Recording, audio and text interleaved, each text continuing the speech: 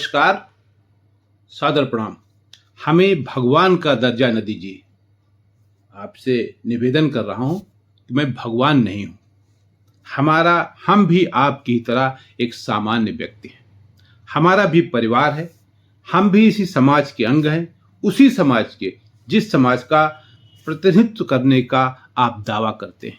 जैसे वकील, अध्यापक, इंजीनियर तथा अन्य प्रोफेशनल्स हैं, उसी तरह हमारा भी पेशा अपने ज्ञान और अनुभव के आधार पर आपकी चिकित्सा सेवा करना है। लेकिन हम भगवान नहीं हैं। इसलिए आप मुझे भगवान की उपाधि भले न दें, लेकिन मेरा अपमान तो बिल्कुल न करें।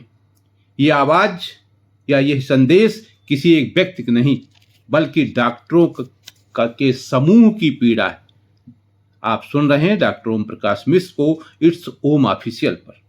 अब मैं उस घटना का जिक्र कर रहा हूं जिसके चलते समाज के सबसे टारगेटेड जीव डॉक्टर आज आक्रोशित हैं।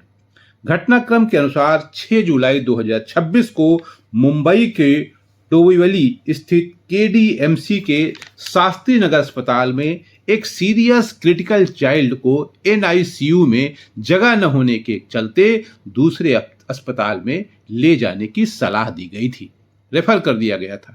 इसके बाद मरीज के परिजनों ने स्थानीय शिवसेना यानी शिंदे गुट के नगर सेवक, जैसे सभासद होते हैं ना, उसी तरह नगर सेवक रमेश महात्रे को बुलाया। आरोप है कि रमेश महात्रे और उनके समर्थकों ने अस्पताल आकर डॉक्टरों तथा नर्सिंग स्टाफ के साथ मारपीट की। घटना सीसीटीवी में कैद हुई और वीडियो सोशल मीडिया पर वायरल हुआ। इट्स ओम ऑफिशियल उस वीडियो की सच्चाई की पुष्टि करने में असमर्थ है।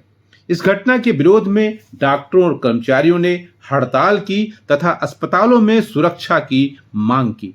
बाद में पुलिस ने रमेश महात्रे और अन्य आरोपियों के खिलाफ मामला दर्ज कर उन्हें गिरफ्तार कर लिया। पता चला है कि जिस रेजिडेंट डॉक्टर के साथ मारपीट हुई, उन्होंने सुरक्षा का हवाला देते हुए अस्पताल से इस्तीफा दे दिया है और मुंबई छोड़ने का फैसला कर लिया है। इतना ही नहीं, अब तो change.org पर डॉक्टरों की सुरक्षा के लिए कानून को और सख्त बनाने तथा डॉक्टरों पर हमला करने वालों के खिलाफ कठोर कार्रवाई की मांग को लेकर अभियान भी चलाया जा रहा है। महाराष्ट्र के कई सरकारी और निजी अस्पतालों के डॉक्टरों ने विरोध प्रदर्शन किया। इंडियन मेडिकल एसोसिएशन ने भी दोषियों पर कड़ी कार्रवाई करते हुए अस्पतालों की सुरक्षा बढ़ाने की मांग की है। इसी तरह की मांग इंडियन रूरल मेडिकल सोसाइटी ने भी की है।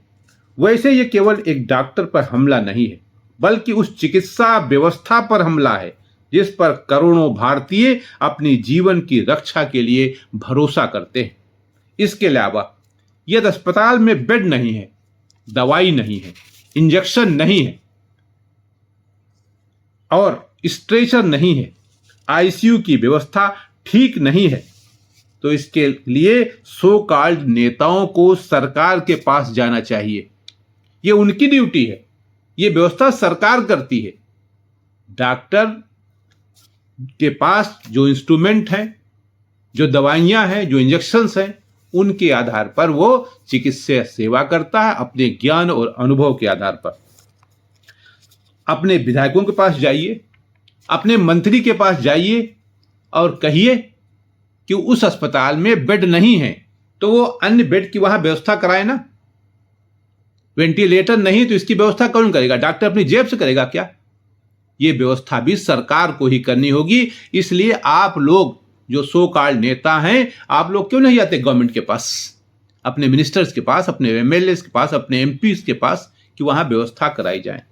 क्योंकि इंफ्रास्ट्रक्चर की व्यवस्था करना डॉक्टर की ही नहीं, सरकार की जिम्मेदारी है। वैसे देखने में आया है कि पिछले कुछ वर्षों में डॉक्टरों और पैरामेडिकल स्टाफ पर हमलों की घटनाएं बढ़ी हैं। कभी इलाज में देरी, कभी मरीज की मृत्यु, तो कभी बेड या दवा उपलब्ध न होने पर डॉक्टरों को निशाना बनाया जाता है। इससे युवा डॉक्टरों का मनोबल टूटता है और चिकित्सा सेवा प्रभावित होती है। वैसे जिस तरह पीड़ित डॉक्टर ने इस्तीफा दिया है, ये केवल उसका व्यक्तिगत निर्णय नहीं है, बल्कि पूरे स्वास्थ्य तंत्र के लिए एक चेतावनी है। कल्पना कीजिए यदि योग्य चिकित्सक भय के कारण सरकारी सेवा से अलग होने लगेंगे, डिफेंसिव प्रैक्टिस करने लगेंगे तो सबसे अधिक नुकसान गरीब और ग्रामीण मरीजों का ही होगा, जो सरकारी अस्पतालों पर निर्भर है। जैसा कि मैंने शुरू में ही कहा था कि डॉक्टर भगवान नहीं है, लेकिन वह समाज के सबसे महत्वपूर्ण सेवकों में अवश्य हैं। पूर्व प्रधानमंत्री श्रीमती इंदिरा गांधी ने एम्स नई दिल्ली में आयोजित एक दीक्षांत समारोह को संबोधित करते हुए कहा था कि doctor is pre eminently a servant of society, not your servant. Doctor दिन रात कठिन परिस्थितियों में काम करते हैं, उनसे भी भूल हो सकती है, लेकिन उसका इलाज कानून और जांच है, हिंसा नहीं। यदि किसी डॉक्टर की लापरवाही है तो उसके लिए कानूनी प्रक्रिया उपलब्ध है। मारपीट को किसी भी स्थिति में जायज नहीं ठहराया जा सकता। आज के लिए इतना ही। नमस्कार।